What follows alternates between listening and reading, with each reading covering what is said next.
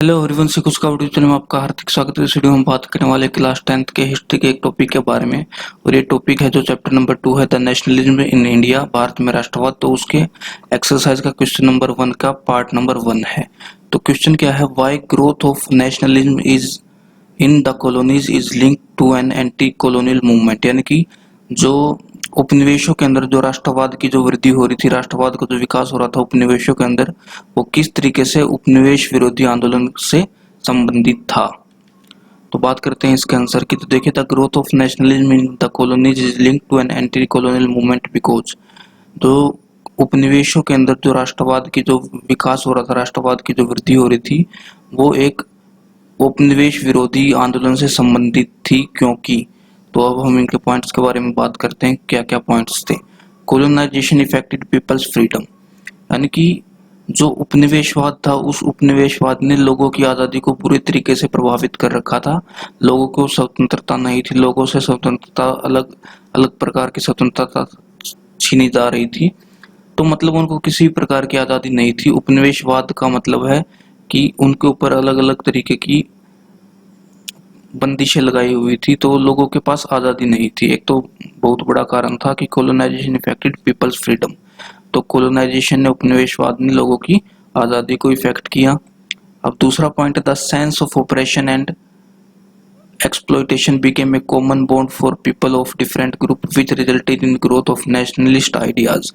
जो एक ऑपरेशन बोल सकते हैं हम कि दमन, यानी कि किसी चीज को दबाया जा रहा है जब, तो दमन की और जो उत्पीड़न की जो भाव था, उत्पीड़न का जो और दमन का जो सिद्धांत, जो उपनिवेशवादी ताकतें लोगों के ऊपर जबरदस्ती थोप रही थी, तो इन दोनों सिद्धांतों ने एक कॉमन बॉन्ड का काम किया, एक कॉमन जरिए का काम किया, जिस जरिए से अलग अलग समाज के अलग अलग समूहों के जो लोग थे, उन लोगों के अंदर राष्ट्रवादी विचारों का प्रसार हुआ, राष्ट्रवादी विचारों की वृद्धि हुई।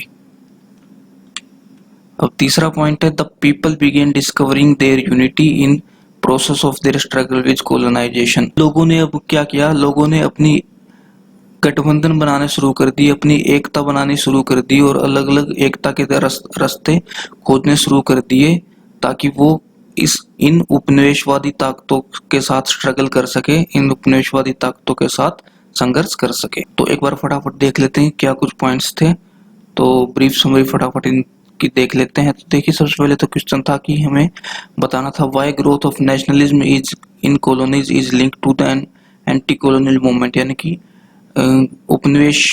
उपनिवेशों के अंदर जो राष्ट्रवादी विचारों की जो ग्रोथ हो रही थी, वो किस तरीके से उपनिवेश विरोधी आंदोलन से लिंक थी, उपनिवेश विरोधी आंदोलन से संबंधित थी। तो इसका सबसे बड़ा कारण है कि उपनिवेशवाद की वजह से क्या हुआ था, लोगों की आज़ादी छीन गई थी।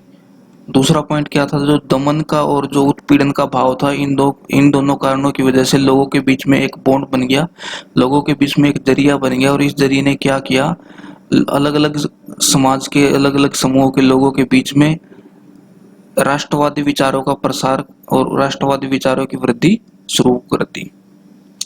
अब लोगों ने क्या किया, लोगों ने अपनी एकता के रास्ते ढूंढने स्टार्ट कर दिए, और लोगों ने गठबंधन बनाना शुरू कर दी, ताकि वो इन उपनिवेशी ताकतों के साथ संघर्ष कर सके और इन उपनिवेशी ताकतों को हटाया जा सके और राष्ट्रवाद के विचारों को प्रसारित किया जा सके।